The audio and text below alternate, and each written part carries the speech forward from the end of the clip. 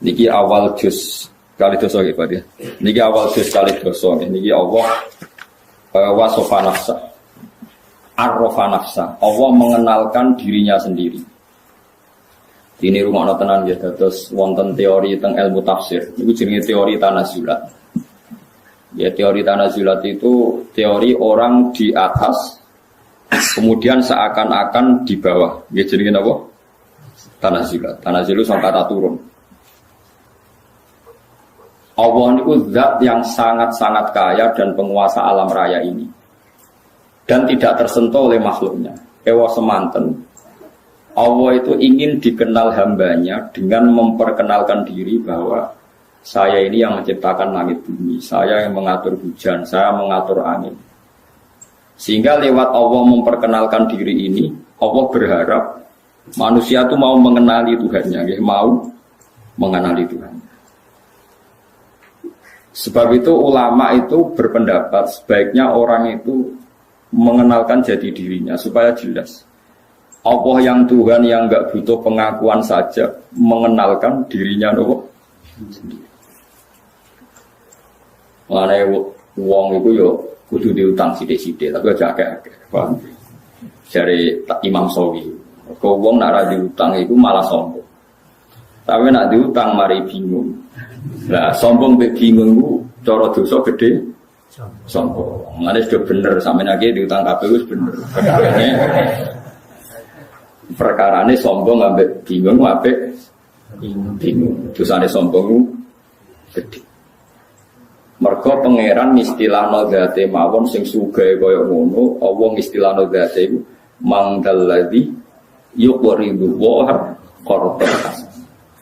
Sopo sing gelem ngutangi aku dari pangeran. Lha pangeran ora butuh makhluke kok istilahno zate. Sopo sing gelem ngutangi aku. Nak gelem ngutangi aku sok ben tak saur luwe akeh.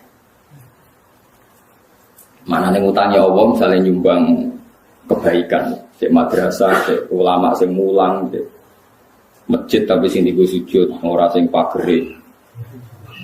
Ini perlu kalau terang, saya itu membangun masjid itu pagere apik tapi kamar sing gue sesuci, elek, ketoron sing bangun raiso ngaji.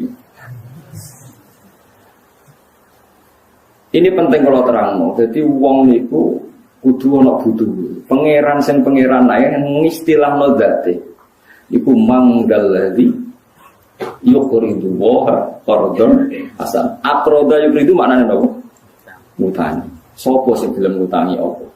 Padahal jelas Allah itu ora butuh utang. Yang kamu berikan ke masjid dan madrasah itu milik Allah, tapi Allah nyukuri. Dianggap uwekmu sing dikekno Allah. Terus Allah matur nuwun, innahu ghafurun syakur. Syakur akeh matur nuwun. Ini pelajaran bagi kita semua.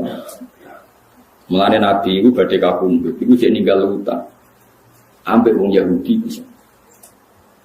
Mana kula nggih nate dipameri tiyang Gus bapak kula mati alhamdulillah gak diutang.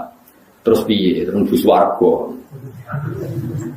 Nah, aku seneng mati diutang, gak usah saged. Ya ben koyo umume wong akeh. Rata-rata mati Nabi ku diutang. Lah nek ora mati seneng diutang tapi aja akeh. Gue syarat kan, kenapa? Lu Nabi Abdul Khalqi, kabeh ahli tarikh sepakat Nabi wafat itu gak ada nopo. Gini ku gak ada 30 wasak, dia semacam terus aniki gampangannya guys 10 kilo beras. Nabi itu untuk nafkahoi keluarganya harus gak ada no baju rompi teng tiang nopo Yahudi. Iku gue pelajar. Mungkin kalau nanti mau tentang Ihya ngeten, dan itu semua kitab fatwanya ngeten. Saya dapat ijazah dari guru saya sampai Nabi itu ngendikan ngeten. Al-anbiya wal ulama yajruna majrun nas. Kena ulama tenan, iku yajruna majrun nas. Kaya umume wong. Nah teng Ihya takbire wasairu bisairid du'afa sairul anbiya. Berperilaku dengan standar kaum du'afa umumnya orang itu kayak para nopo. Di Nabi badhe kabundut itu ngendikan niku ora ana lara kaya kabundut. Padahal wali-wali ini umat Nabi do kabundut kaya wong turu. Tapi Nabi diambak kabundut sakit. Mana kula kadang-kadang ya kepengin mati iku ya rontok pas apik. Tapi kadang-kadang juga ben go karek pengiran. Mergo manusa iku susu ge tarif. Saya itu punya tetangga banyak daerah. Ketika ada kiai mati dino Jumat itu dipuji sembul langit. Seakan-akan yang mati tidak Jumat itu tidak keren. Ya kalau kan pembela orang awam. Nah aku mati asal gak wayang sarapan. Aku wayang sarapan itu ngel-ngel loh, nopo? Ngel-ngel. Kalau di konco apa suruhan ini kisah nyata. Dia itu lama jadi kiai tunggal, senengnya rakaruan, juga dipesaing. Nong mati yo neng tahlilan poin untuk salam tempel akeh, mereka gak dia nopo pesaing. Suatu saat ini lagi sarapan 20-an orang mati. Ngamuk deh, dia cah mati wae sarapan. Akhirnya dia ngerti, ternyata kiai akeh luwe enak, mergo pas sarapan ora kudu dekne sing diparani. Gak wani lunga dekne, mergo kiai tunggal. Grono wong wis lara nemen ra wani lunga, mergo dekne kiai napa? Terus dekne sebenarnya enak kiai akeh wis wani lunga, perkarane ora ono aku ya ono. Iya. Terus tak omongi kiai-kiai sing fanatik mati Jumat. Mati Jumat biasa, gak apa-apa ya tetep apik tapi biasa rasa mbok dewa-dewa. Kok saged, Gus? Sing ngendikan fadilah mati dina Jumat iku kabudute dina Senin. Ayo sing ngendikan fadilah mati dina Jumat. Kanjeng Nabi. Kanjeng Nabi Jumat apa Senin? Senin. Wis ngono Kanjeng Nabi nabine wong akeh cek Senin aja. Jumat biasa wae. Karena eleke wong ngerduwe kebanggaan mati ra diutang bangga seakan-akan wong liya iku salah mergo mati. Wong biasa. Dia sing tenanan ikhlas iki nek urip pangeran sing pangerane mislano dzate mangdal ladzi yukhridu wa fardun. Mari ulama-ulama udah biasa ngaku ngalim. Kok pangeran mengenalkan dirinya. Nabi nggih ngomongno ana Rasulullah, aku ya Rasulullah kok bantah. Kulo biasa ngaku, kulo niku wong alim kok bantah. Kecuali kayak sak dhuwure alimku ora bantah. Saiki sementara ya anu. Mergo nek ora ngaku wong ora ro identitasmu iku sapa? Kan gak jelas. Mulane tenggene Sarah Ikhya ana wong alim ditakoki kula niku mboten saged napa-napa. Oh, maki-maki ulama. Kowe iku ulama maca Quran, maca hadis. Nek sing maca Quran ra roh apa terus sing roh apa iku sapa? Akhirnya, ya wis nek ana aku alim ya ngono bener ya aku alim. Karena Allah itu arrofa nafsa, Allah juga mengenalkan dirinya bahwa Allah ngendikan saya pencipta langit bumi, saya pencipta ini itu. Sampai Allah nantang, nak pira percaya aku sing gawe, yo dudono sing gawe iku sapa? Aruni madaqalaku minas samawati wal Pangeran itu fair. Kul ara'aitum ma tad'una min dunillah aruni madaqalaku. Kalau kamu tidak percaya saya Tuhan tidak apa-apa, tapi tunjukkan Tuhan selain saya itu siapa, lalu prestasinya apa? Pangeran anggenya itu sudah ngamet. Ma asyadtuhum khalaqas samawati wal ardi wala fawqa anfusihim. Tidak apa-apa. Kamu mengatakan iblis Tuhan itu tidak apa-apa. Kamu mengatakan setan Tuhan tidak apa-apa. Tapi buktikan apakah mereka bisa menciptakan langit? Bahkan mereka tidak bisa menciptakan dirinya sendiri. Mulane nantang itu termasuk tradisinya pangeran. Mulane kan ada di ulama kudu wani nantang. Mau coba ulama kudu santet wedi. Aku lho boleh ditantang gitu. Jenengan tak jajal kan terus. Yo wani tapi sing mati kowe tak omong ngene. Jajal lah wis nyantet aku. Tapi nek sing mati kowe yo jajal sih. Ora wani. Pangeran di perhitungan bodoh-bodoh mateni aku udah mateni gue ora ono gunane. Tapi itu tradisi, bukan gagah-gagahan tradisi. Aruni itu ngertikan saya. Kalau kamu mengaku Tuhan ya ngertikan saya bahwa Dia menciptakan langit dan nah iya ya tak akoni ke pangeran. Jadi pangeran. Jadi itu biasa hukum tantang-tantangan ngoten. Kon buktekno. Aruni itu ngertekno.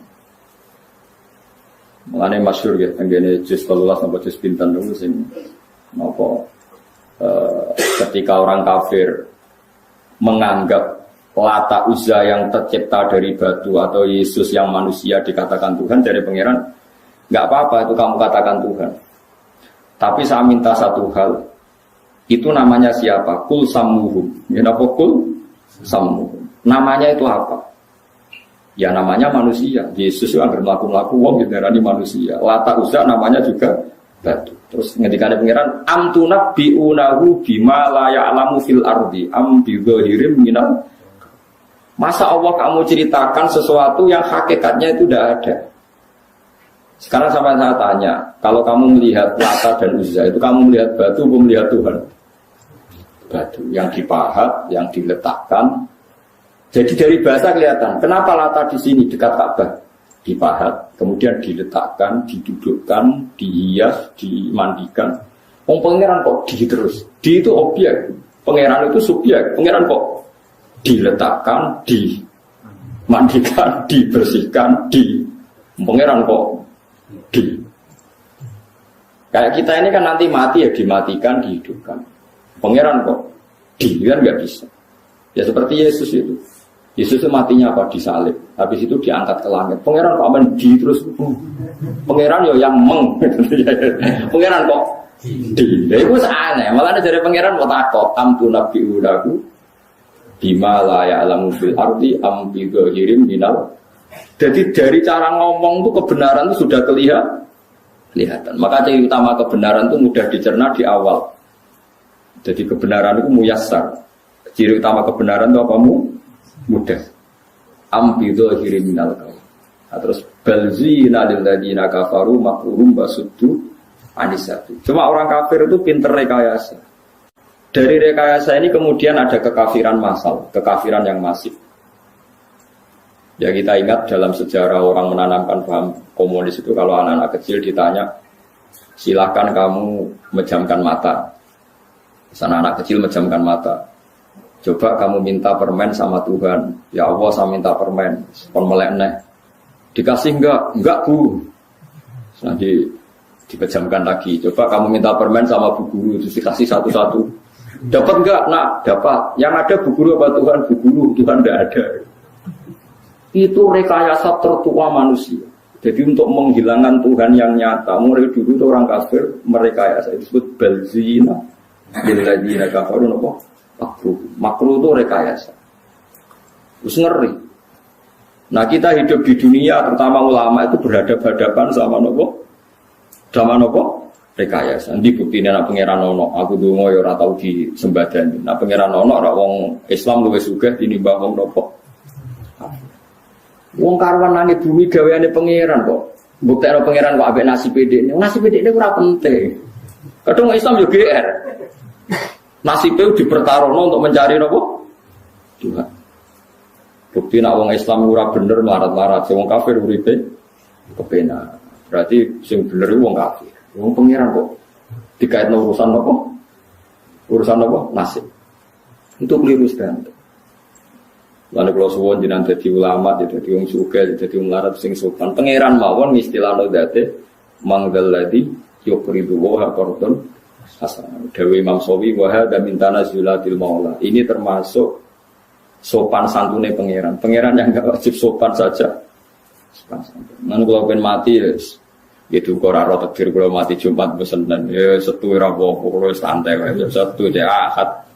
Sementing ora wae sarapan wae jarene. Sarapan kula sementing ora wae apa sarapan. Ya kok sampe nak mbok delok ngoten kabeh.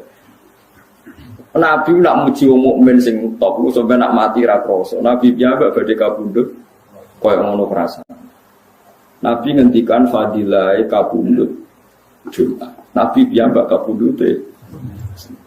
Akhirnya kiai sing fanatik Jumat terus mulai rubah. Gus Bah tak angen-angen. Musim promosi kabundut Jumat malah kabundute. Tapi Nabi ra tau ngendikan promosi kabundut Senin. Ya mergo Nabi ne wong akeh. Mulane biasa, urip biasa, wis ora usah berlebihan. Nabi ku nak ngendikan utang wis entek ngamal. Wong mati diutang kisape ngene-ngene wis entek ngamal. Tapi Nabi gak pundut ku diutang. Mulane umat sing diutang ya umat Kanjeng. Cuma do keterusan nggih, niku perkarane ra keterusan.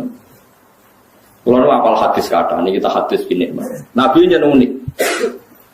Ada orang punya utang hanya 2 dinar. 2 dinar itu kalau 1 dinar 4,2 gram. Rata-rata ulama sekarang hitung 1 dinar itu 4,2 gram. Ini kan berarti 8,4. Ini Nabi rawuh Kan nyolati mboten purun. Apa teman kami ini punya hutang? Iya ya Rasulullah, dinaron, punya utang 2 dinar. Nabi itu langsung balik kanan. Balik kanan lalu Nabi ngendikan ke sahabatnya, "Shollu ala sahibikum." Kamu harus nyolati saudara kamu. Rumah ya. Nabi tidak nyolati. Tapi Nabi itu unik.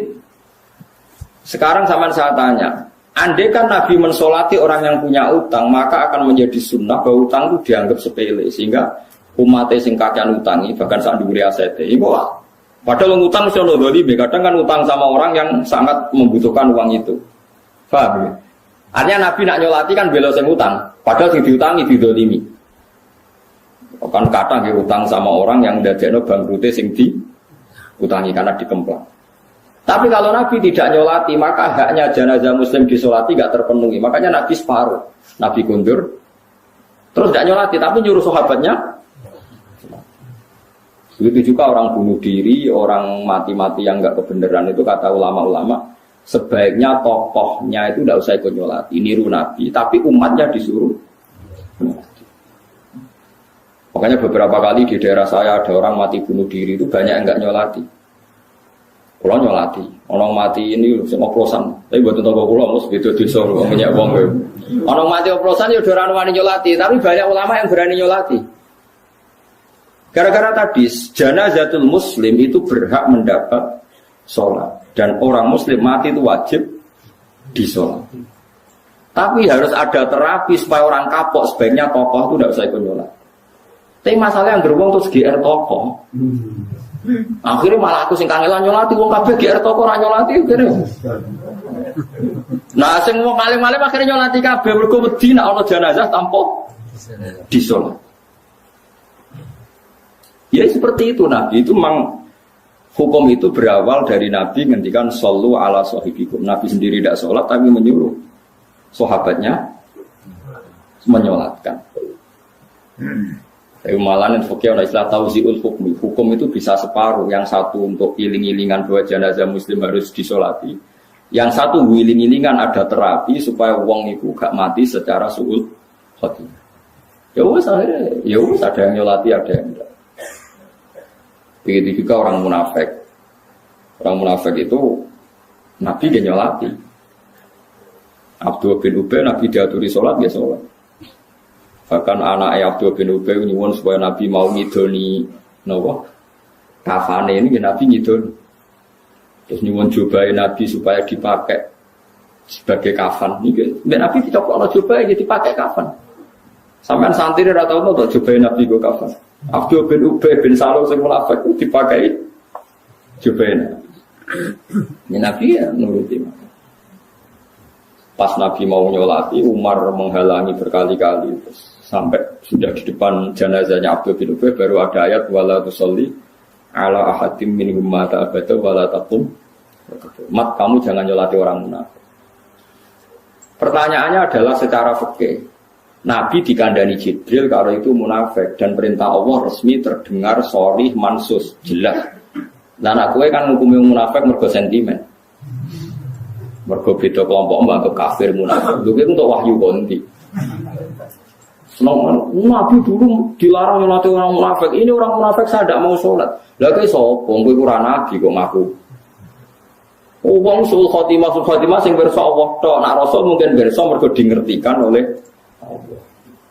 Nah kita ora mungkin. Setelah itu sahabat siapapun munafik apa enggak, sahabat nyolati sama orang-orang tabi'in. Karena wilayah sirri ini wilayah Allah Subhanahu. Lho Nabi ono sing ngandani lan aku ya. Mulane Gus mati sul khotimah mati dhewe krana ngene-ngene kok jenengan salati. Ya biasa ae yo ngesam itu salati ngono ora itu.